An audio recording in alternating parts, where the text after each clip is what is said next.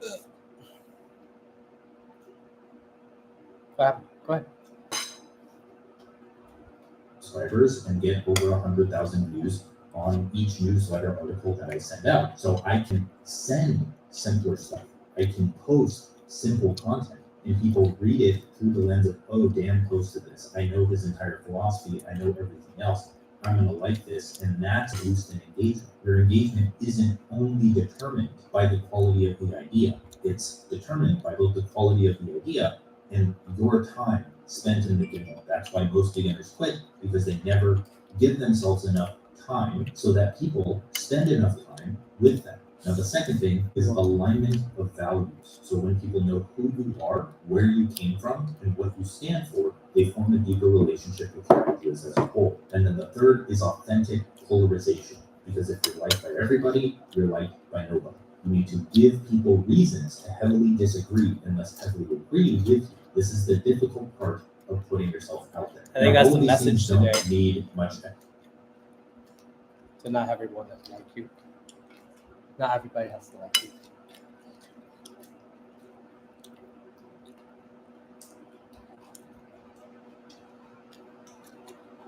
Explanation. You can directly observe that you feel a strong. The same in this book. Whether people like you or don't like you, don't determine your value. Oh. Because you are not valued. You don't have value. You are value itself. Mm-hmm. Connection with creators whose story and core beliefs you resonate with. Imagine someone that you hate on social media. Many people hate me, but they will go and look at someone else who is saying the exact same thing, the exact same idea, but they're saying it through a different story, a different set of beliefs, a different lens, and they love that person. So It's typically not that you hate or love the specific person that you're following, it's that you resonate with them more. This is why it's difficult for personal branding or the creator economy to get saturated, because everyone is talking through their own lens, their own story. It doesn't matter if that guy has already said all the ideas that you want to say, because they're brought to a completely different light when you say that. And if you were presented a product to buy from some random brand and a creator selling the same thing that you love, one, you're probably not even going to know that the other brand exists because you follow the creator. But either way, if you're presented with both, you're going to buy the one from the creator because you trust them more. So how do we replicate this in our own brand? We need to illustrate. That's why a brand is such a delicate thing, because it's basically your reputation. And your reputation is basically, your first impression.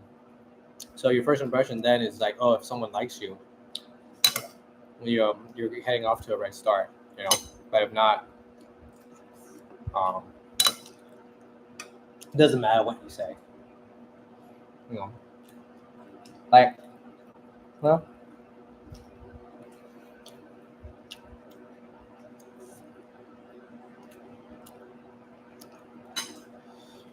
in our content, both as content topics and as ways of reframing ideas. As a content topic, I could talk about how I failed at 7 different business models. As a way of reframing an idea, I could talk about how to build a personal brand, which is validated and has high potential, and make that topic unique to me by starting with my story. That's exactly what I did at the start of this video. I started with a story, and that's what makes me talking about personal branding unique. Now, in terms of my core beliefs as a topic, I could talk about how I personally think that digital products are the best way for beginners to start, while other people think differently, but I have reasons behind what. One thing I always admire my mom is that she has no problem confronting people.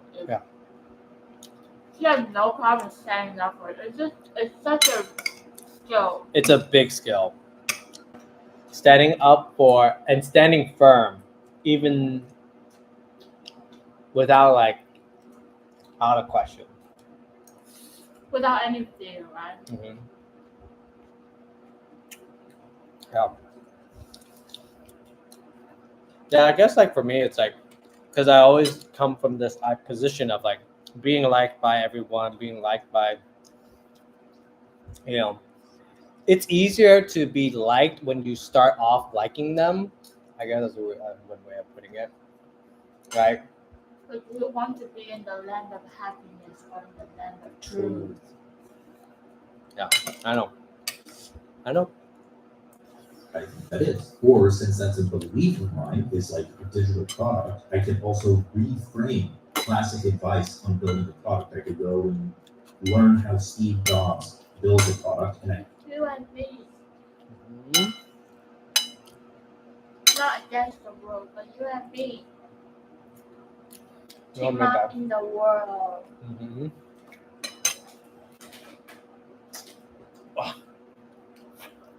29. No.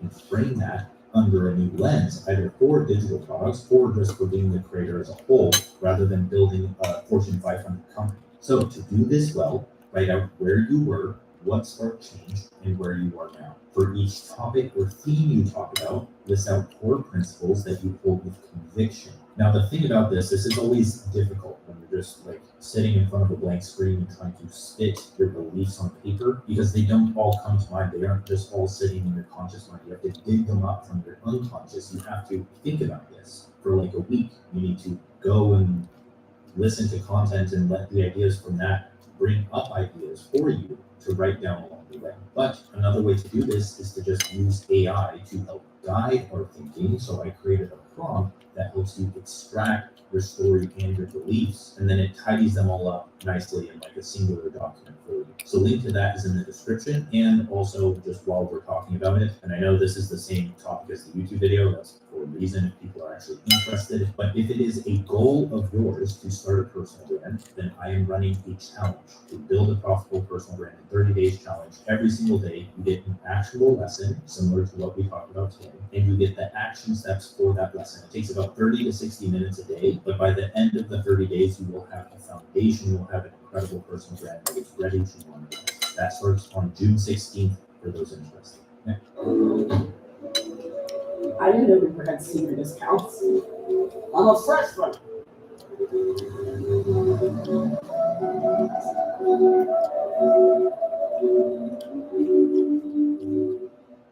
Get a shade that serves your skin. Blue Venus Moisture Glove. Bars of argan oil with black How's your lotion. hand? Okay.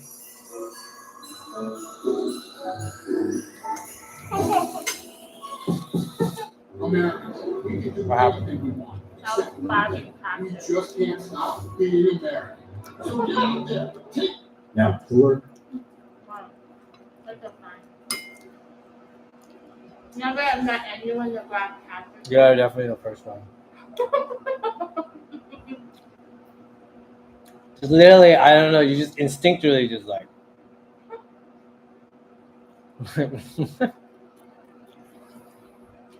Thank God. I don't feel anything until I dropped it. And then all of the needles. Those are very small needles too. Maybe those are the micro needles that got into my micro needle that healed me. Heal you. number 3, and arguably the most important, is that persuasive education changes behavior. Most creators build education businesses. They teach their skills and interests. Now, of course, you can try to be the next big celebrity or OnlyFans model, but remember, we're aiming for some form of positive impact and meaningful work. Exactly. There are so many creators who already teach what you want to teach. Right. You can search any skill on YouTube and find a ton of videos on any topic. That's what trips up most beginners. They don't believe that people have a reason to follow them. Why would they learn from you when there are already plenty of people to learn from? So there are 2 solutions here. The first is to teach through a new lens, which is similar to what we just talked about. I could reframe a topic through your personal story or your core beliefs, like how I can talk about something as basic as personal branding, but I can frame it with my story. Or another way that I like to do this is by reframing through a novel idea. If you're following the instructions I gave you in the growth pillar, then you're consistently consuming or researching information to find ideas. For me, when I do this, something like Naval's ideas on ideas are the new oil, and this generation is getting rich in idea space, not physical space, then I can introduce the topic of a personal brand through that idea, and it's much more compelling and unique. So this generation is getting rich in idea space, not in physical space. So then I can say, okay, here's the traditional business models of the past. You need a physical location, you need all of these things, but with a online business with a personal brand, you just need ideas. Now, the second solution is to persuade the non-interested. This answers most of your objections when it comes to building a personal brand. Most people on social media aren't intentionally trying to learn. If they were, they would physically search for a video, course, or article on the topic. And you are being spread to random people on social media. You don't control who sees your content by typing in their interests and demographics into something like Facebook ads. So you need to frame your ideas as broad and desirable. If I want to talk about personal branding, I don't go straight into giving people instructions on how to pick their topics or create a bio.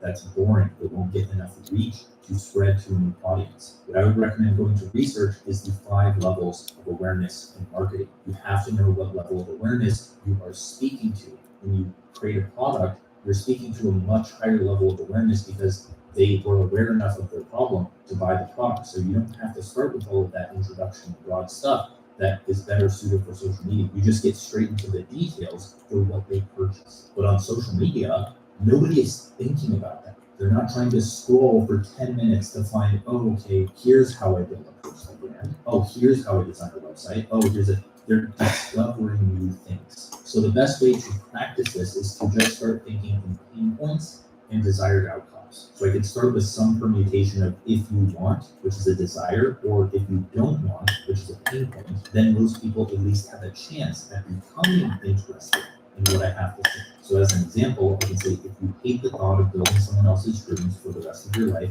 start a personal brand. I could then go on to list the benefits of starting one, how low risk it can be, and how you can sell almost anything from digital products to software to physical products. It can make a compelling argument as to why people should start a personal brand and present it as an option for them. So that was the trust matrix. Now let's talk about quickly the best way to monetize as a beginning. The best way to monetize is any way. They literally all work. Ebooks, templates, cohorts, coaching, paid newsletters, sponsorships, freelancing, selling physical product, whatever. What most people don't understand is that a personal brand isn't a business. It's a traffic source. Founders build a personal brand to get users for their startup. E-commerce brands use UGC to sell physical products. You can quite literally sell anything from bags of coffee to news if you have a trustworthy personal brand. Right. Those without a personal brand need to build trust fast or leverage deeper psychological tactics in the form of direct response marketing to secure the sale. They need to go from ad to conversion as fast as possible. That opens up room for potentially unethical tactics and a sole focus on making quick money. So since we're focused on building a personal brand according to the trust matrix that we just went over, you're in a very good spot. You already have people that want to buy from you. You don't need to worry about the optimization of your landing page or your headline or whatever it may be because your content has already done the selling. Now, I could list out the pros and cons about which kind of product you should build first, but instead I'll say this. I'll just give you a metric. Your first product should take no longer than a week to build because you probably already have a product line around. As an example, John Koe from Stand, which is a creator platform that allows you to host digital products and so on and so forth.